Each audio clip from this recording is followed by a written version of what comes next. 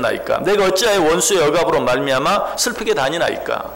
이 일 뒤에는 반드시 나를 절대로 버리지 아니하시고 나를 떠나지 아니하시는 하나님의 뜻이 있는 줄 믿습니다. 그 뜻을 나에게 가르쳐 주옵소서라고 하나님께 기도하고 있는 것이, 여러분, 하나님은 우리를 절대 버리지 않았어요. 아니, 하나님은 절대 우리를 잊으시지도 않아요. 우리는 어려운 일이 생기면 어떻습니까? 하나님이 나를 버리셨나? 아니, 그러지는 않으시겠지만 하나님 나를 잠시라도 잊으셨나? 하나님은 절대 버리시지도 않고 잊어버리시지도 않는다는 거예요. 시편 27편 10절에 뭐라고 말하죠? 내 부모는 나를 버렸으나 여호와는 나를 영접하시리로다. 요한복음 14장 18절, 내가 너희를 고아와 같이 버려두지 아니하고 너희에게로 오리라.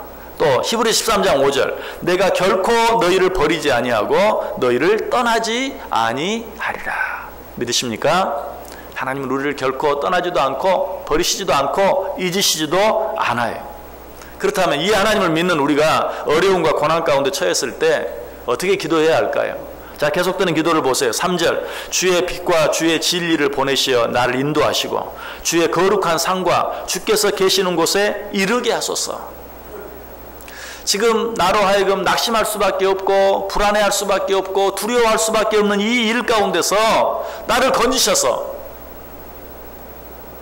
하나님께서 나를 위해 예비하신 그곳에 이르게 하소서. 아니, 그 전에 나로 하여금 지금 내게 왜 이런 일들이 임하게 되었는지 그 일 속에 감추어진 하나님의 뜻을 깨닫게 해주소서. 진리의 빛을 비추소서. 내 눈을 밝히셔서 지금 내가 당하고 있는 이 일 속에 감추어진 나는 도무지 깨닫지 못하는 하나님의 크고 놀라우신 뜻이 무엇인지 깨닫게 해주옵소서 라고 기도하고 있어요. 주의 빛과 주의 진리를 보내시어 나를 인도하시고 주의 거룩한 상과 주께서 계시는 곳에 이르게 하소서. 여러분, 하나님이 나를 절대 버리지 않고 하나님이 나를 절대 잊어버리시지 않는다면 때때로 어려움을 당하도록 내버려 두시고, 아니, 그런 어려움 가운데 처하고 있는 나를 마치 못 보신 것처럼 가만히 보고만 계시는 이유가 무엇일까요? 그 뜻은 오직 하나예요.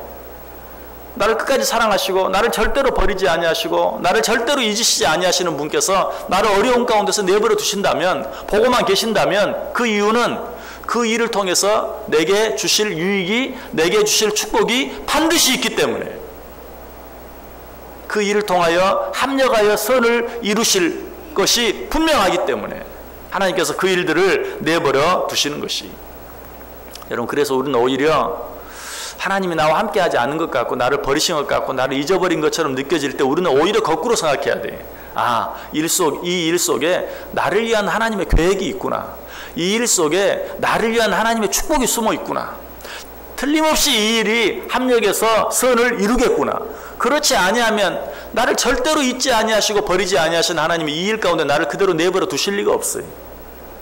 그런 일 가운데 나를 그대로 내버려 두시는 이유는 그 일을 통해 내게 주실 것이 있기 때문이에요. 우리는 그 일들을 참고 인내하며 기다릴 수 있어야 돼요. 이것이 바로 하나님께 소망을 두고 사는 자들의 모습이에요. 시인은 이 하나님을 알았어요. 그래서 그는 계속해서 또 어떻게 고백합니까? 4절 보세요. 그런즉 내가 하나님의 제단에 나아가 나의 큰 기쁨이 하나님께 이르리이다. 하나님이여 나의 하나님이여 내가 수금으로 주를 찬양하리이다. 먼저는 뭐라고 말해요? 나의 큰 기쁨이 하나님께 이르리이다. 무슨 말이에요? 내가 기뻐하리로다. 지금 내 상황은 기뻐할 수 있는 상황이 아니에요. 그러나 나는 이제 분명히 알아요. 왜 하나님께서 나를 이 어려운 가운데 내버려 두시는가? 그 일을 통해서 내게 주실 것이 있기 때문에.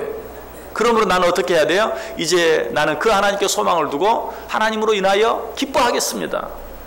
기뻐할 일이 전혀 없지만 이 일을 통해서 하나님께서 내게 주실 것이 있어서 이 일을 내게 허락하신 줄 내가 믿사오니 나는 그 믿음을 가지고 이제는 기뻐하겠습니다. 낙심하고 불안해하고 두려워하고 원망하고 불평하는 것이 아니라 나는 이제 기뻐하겠습니다 라고 고백하고 있어요. 거기서 끝납니까? 그렇지 않죠. 계속해서 뭐라고 말해요? 내가 수금으로 주를 찬양하리이다.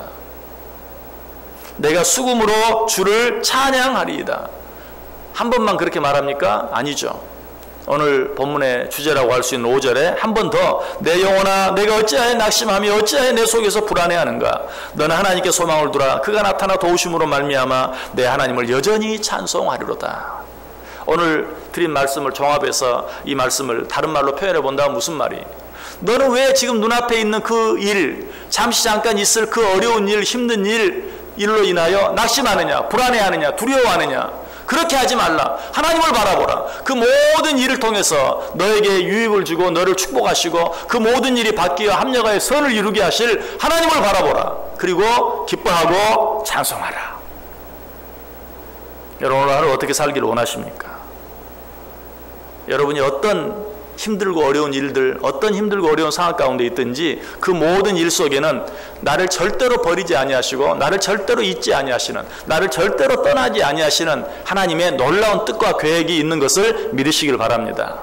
그 모든 일들이 합력하여 선을 이루실 것을 믿으시길 바랍니다. 그리고 이 하루 어떻게?